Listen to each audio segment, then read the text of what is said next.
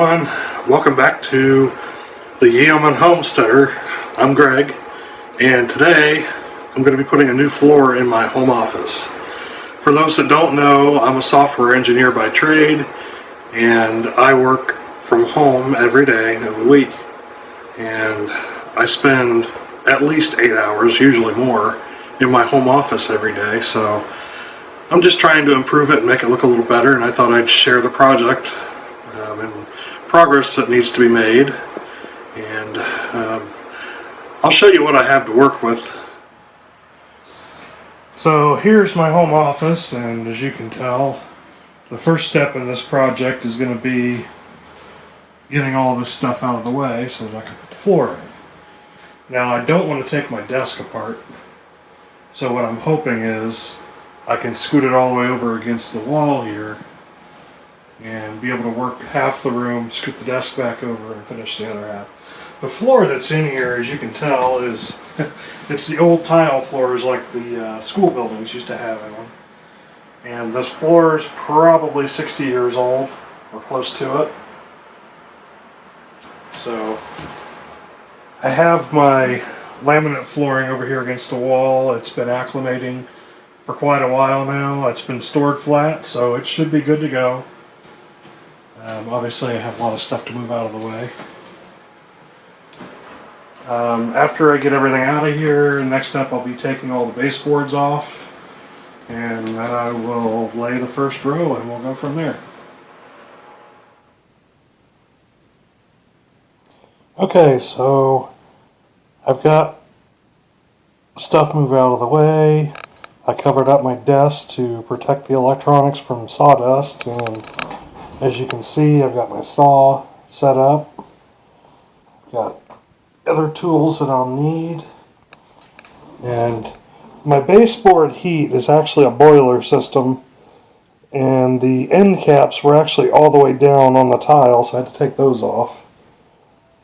But I got all the trim off, and I am ready to put down the first few rows of flooring. Okay, so I have my first row of underlayment down here, and I went ahead and set a plank on the end, and I'm going to walk over here so you can see better. I put a couple of little wedges down here to space it out from the wall. Now, the reason I'm doing that is this is going to be a floating floor, meaning it's not glued down or nailed down or anything like that. Well, as the seasons change and the humidity and temperatures change, these floors expand and contract, and if you butt it right up against the wall, it could bow, split, do all kinds of crazy things. And in my home, I only have air conditioning upstairs, which is where we are now. So downstairs, we run a dehumidifier, but it still gets really humid in the summer, and I know we're going to have a lot of expansion and contraction. So I wanted to show you this little floor installation kit that I bought at Menards. It wasn't expensive. I think it was maybe $10 at the most. But the nice thing about it is it comes with all these wedges, and these are adjustable. If you put them together like that, they kind of lock together so you can adjust how thick you need your wedge to be. It's got a rubberized kicker block, and then it's got this is pretty heavy metal right here. What you do is you'll put this against the end of your row, then you can tap that and pull them together. Now, I bought interlocking flooring material, so I don't need to glue or worry about, kicking them together. So what I'm doing right now is I went ahead, and I showed you a second ago, I put a whole piece down at the far end of the room, and I'm just not going to even lock them together. I'm going to lay out the pieces all the way until I get to this wall. But what I'm doing is I want to make sure that I don't end up with a piece this long when I get to this end. Now, I could have measured it and figured it out, but by the time you put the little wedge in there and all that, it's just easier to go ahead and lay them down and see what it's going to look like. Because a piece this long or this long. This long will probably get away with, and you're not going to be able to see visually just by taking measurements. So I'm going to go ahead. I think I can fit one more piece on here.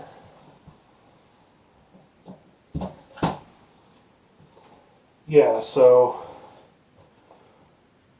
as you can see, I've got a pretty small gap over here. The manufacturer recommends at least 2 feet for a piece. So here's the thing. I'm going to go ahead and break that rule, and I'm going to go ahead and put a short piece, and let me explain. I bought 5 boxes of this on clearance for like 60% off at Menards, and it was the last 5 boxes they had. And by my calculations, if I use the piece I cut for the end to start the next row back at the other end, I should have enough to do the whole room. I'm afraid that if I worry obsessively about making that 2 feet minimum, that I'm going to run out and not be able to find a match. So this room is fairly narrow. It's long, but it's narrow. So I'm not going to worry too much about it. I'm going to have bookcases in the corner anyway, so these are the things you deal with when you work with this type of stuff. If you're a homeowner and you're doing it yourself, I don't get too hung up on the details. As long as I can make it work, it looks nice, and it's going to last a while, I'm good.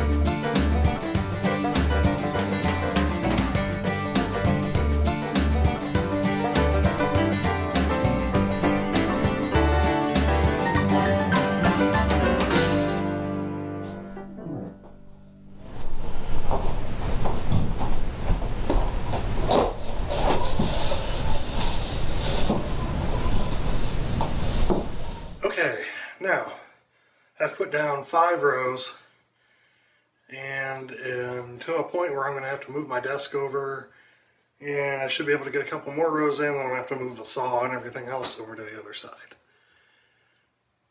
And I just want to make a comment. The manufacturer puts on their labeling much easier than gluing, and they easily snap together. Not really. I spared you, fortunately, my initial experience trying to get these things locked together. It would be one thing if it was one-dimensional, like along the edges, but not only do those lock together, but they lock together going the other way too. So once you figure it out, you can make it work, but it takes a lot of elbow grease to get them together. Now, I will say this.